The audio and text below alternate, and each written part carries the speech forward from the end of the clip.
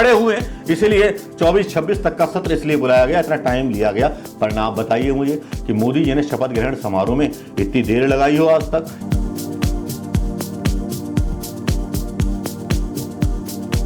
दोस्तों नमस्कार, सलाम वालेकुम, ईद की बहुत बहुत शुभकामनाएं। भाई लेट हो गया, कल मेरी तबीयत बहुत ज्यादा खराब थी तो सही होना था, फिर लौट आए। तो कैसे हैं मेरे सारे यूट्यूबर्स, सब्सक्राइबर और मेरे उन पॉलिटिकल खबरों के चटोरे जिनको चटोरे लेना काफी आता है। कमेंट कर रहे हैं दोस्तों, आपकी बहुत बहुत मेहरबानी, आपका साथ कभी भूलूंगा नहीं। लेकिन यूट्यूब वाले क्या है, मेरे साथ जो है ना इंसाफी करते हैं। तो दोस्तों थोड़ा सा वीडियो पूरा देखा करें, अंत तक देखा करें, और उसको कमेंट जब पूरा अंत तक देख लेंगे तब आपको समझ में आएगा। कुछ हिस्से ऐसे होते हैं जो बीच में आप सुन नहीं पाते, जो क्रांतिकारी हिस्से होते हैं, जो दिल से आवाज निकलती है, तो वो बीच में आते हैं। तो इसलिए पूरा वीडियो देखा कीजिए, मतलब स्किप कर करके क्या देखना वीडियो। और देखिए आज की सबसे बड़ी 3-4 टेंशन है मोदी जी के लिए। मोदी जी के लिए टेंशन क्या है, आप सोच रहे होंगे क्या टेंशन है यार, इससे ज्यादा क्या टेंशन होगी कि लोकसभा का स्पीकर का चुनाव होना है। और दूसरी टेंशन यह है कि अगर Rahul Gandhi leader of opposition बन गए तो क्या होगा। भाई ये तो मीडिया ही बोल रहा है, इन खबरों पर भी चर्चा होगी, लेकिन इस सरकार को सर मुड़ाते ही ओले पड़े हैं। आज मैं कुछ चीजें लेकर के आया हूं और उसके बाद हम चर्चा शुरू करेंगे अपने वीडियोस की, राहुल गांधी के बारे में और लोकसभा स्पीकर के बारे में जिसकी डिमांड कर रही है कांग्रेस पार्टी। आज बात करते हैं अररिया पुल में, एक पुल टूट गया बिहार में, एक भ्रष्टाचार का पुल और गिर गया, देखते देखते नदी में समा गया। इसकी तस्वीरें सोशल मीडिया पर वायरल होने लगी। कुछ लोग मजा लेने लगे, ट्रोल करने लगे, बोलने लगे ये अखिलेश यादव प्रधानमंत्री थे, अखिलेश यादव प्रधानमंत्री पद से इस्तीफा दो। अगर अखिलेश यादव प्रधानमंत्री होते या राहुल गांधी प्रधानमंत्री होते तो शायद इसी की डिमांड जो था ये मीडिया कर रहा होता। हालांकि मीडिया कोई आरोप लगे, जैसे कि रेल दुर्घटनाओं में आरोप लगे, रेल दुर्घटनाओं में आरोप लगे कि साहब बहुत ज्यादा दुर्घटनाएं हुई हैं, 40 दुर्घटनाएं हुई हैं। मैं आपको सबूत के साथ गूगल पर आप देख सकते हैं, यहां मैं डाल रहा हूं, एक साल में 40 दुर्घटनाएं हो रही हैं। और जो श्वेता चित्रा जो भी हैं आज तक के, वो लोग बताते हैं कि साहब एनडीए मतलब यूपीए के काल में जो थी काफी दुर्घटनाएं हुई थी, इसमें तो कम हुई हैं। मतलब क्या आप 10 साल में जो सुधार लेके आने वाले थे Modi, no accident, bullet train, कहां है बुलेट ट्रेन? वो आपने बुलेट ट्रेन की छोड़ो, आपने तो पखाने में यात्रा करवा दी प्रधानमंत्री मोदी जी की। रेल वाला वैष्णव जो है वो रेल बनाने में ही मस्त है, वाह कमाल है। एक मंत्री है वो उत्तराखंड की आग जो है टहनी से बुझा रहा है, उसका कंट्रोल ही नहीं है फायर ब्रिगेड के ऊपर। और फायर ब्रिगेड के कुछ लोग आग जलते हुए मर जाते हैं, उसके बारे में कोई चर्चा इस मीडिया के ऊपर नहीं है। तोहमत है तो तोहमत है, और तोहमत लगा दी जाती है। हालांकि मरने वाले भी हिंदू थे और हिंदुओं को सपोर्ट करने वाले बहुत हैं। बकरे पर राम लिख करके, मतलब कलावा पहने हुए एक आदमी बकरे पर राम लिख के बोल रहा है ये कुर्बानी होगी। अरे भैया, जो लोग ये बोलते हैं वही तो बकरा खाते हैं, मटन खाते हैं, सब कुछ खाते हैं। और जितने भी ब्राह्मण हैं झा के, मैक्सिमम जहां तक मुझे पता है सारे के सारे मांस खाते हैं। एक बाबा भी बोल रहे थे, वो एक लेडी बोली कि आपके यहाँ कोई ऐसा ब्राह्मण नहीं है कि जो मांस ना खाता हो। बोले नहीं है, झा हैं वो खाते हैं मांस। तो अपनी अपनी चीज है, अपनी अपनी बातें। अररिया का जो है पुल गिर जाता है, एनईईटी पर परीक्षा पर 24 लाख विद्यार्थियों के भविष्य पर प्रश्न चिन्ह लग जाता है। और आगे की तो कहूं क्या, अग्निवीर में 900 भर्तियां होनी थी, वो भी भर्तियां नहीं होती। मजे की बात है ना। लेकिन ये बात तो मीडिया बताएगा नहीं, क्योंकि मीडिया के पास तो जो है उसकी वकालत करने का, मोदी जी की वकालत करने का जो है ठेका मिला हुआ है। अगर मोदी सरकार के खिलाफ कोई बात चलती है तो उतर आते हैं वकालत करने कि नहीं इतनी रेल दुर्घटना नहीं, इतनी उसमें हुई थी, तो मतलब बराबरी का काम चल रहा है ना, कि इसमें ज्यादा हुई थी, इसमें कम हुई थी, सुधार कुछ नहीं होने वाला है।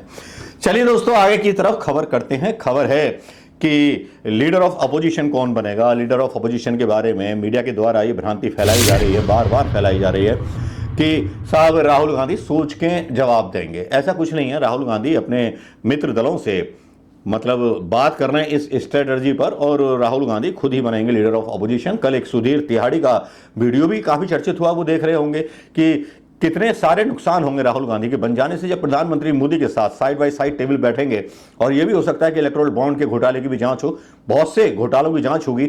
ना तो आप ईडी चुन सकते हो, ना सीआईडी का डायरेक्टर चुन सकते हो, ना कुछ। मनमानी तो नहीं चलेगी प्रधानमंत्री मोदी जी। हो सकता है स्नूप गेट फिर खुल जाए, है ना। तो कुछ ना कुछ तो है अब आने वाला काल, क्योंकि राहुल गांधी एक मजबूत नेता के तौर पर जाने जाते हैं और अकेले उन्होंने अपने सीने के बल पर मतलब उस आदमी की एक खूबी देखी, 40 सीट जीत के रहा और सीना खोल करके अदानी अंबानी पर वार करता रहा। डरा नहीं वो कि चंदा नहीं मिलेगा पार्टी को या कुछ नहीं मिलेगा। बीजेपी के लोग झूठ फैलाने में माहिर हैं, वो बोलते रहे। एक व्यक्ति ने तो यहां तक बोला कि अदानी का नाम ही नहीं लेते, अदानी से चंदा ले लिया है। अरे भैया, लोगों ने जो था, कांग्रेस के लोगों ने वीडियो भी डाल दिया। लेकिन असल खबर जो है वो आ रही है ईवीएम पर। ईवीएम पर फिरोजाबाद के समाजवादी पार्टी के एक उम्मीदवार ने जो है सुप्रीम कोर्ट चले गए और दोबारा गिनती कराने की मांग कर दी है अपने खर्चे पर। यह खैर बहुत बड़ी शॉकिंग न्यूज़ है भारतीय जनता पार्टी के लिए। भारतीय जनता पार्टी के लिए यह भी बहुत शॉकिंग न्यूज़ है कि एनईईटी घोटाले में पकड़े गए लोगों के तार जो है गुजरात के कई नेताओं से जुड़े हुए हैं। वो किस पार्टी के हैं, किस पार्टी के नहीं, नाम यहां लूंगा नहीं। पहचान जाना ऐसे लोगों को जो काम करते हैं दिखाते हैं नहीं, लेकिन बस उनका काम ये होता है कि जितनी बेईमानी कर सको प्रधानमंत्री मोदी के राज में कर लो, क्योंकि सबका साथ सबका विकास, यही तो नारा था प्रधानमंत्री मोदी जी का। और किसका नारा था? अदानी जो है एक एक हाइड्रो पावर प्रोजेक्ट लगाने जा रहा है जापान में। सुना आपने? हाँ जी, नहीं सुना हुआ। हाइड्रो पावर प्रोजेक्ट लगाने जा रहा है वो जापान में। देखिए ना, सरकार ने एक्सपेंशन नहीं किया, अदानी जी ने एक्सपेंशन करने का। वाह क्या बात है। लेकिन दोस्तों, यहां पर कुछ चीजें ऐसी होती हैं, जैसा कि मैं आपको बोल रहा था कि लीडर ऑफ ऑपोजिशन और उसके बाद लोकसभा स्पीकर पर भी बहुत बड़ी कवायद चल रही है। लोकसभा स्पीकर में जो है प्रधानमंत्री मोदी जी बहुत कोशिश कर रहे हैं।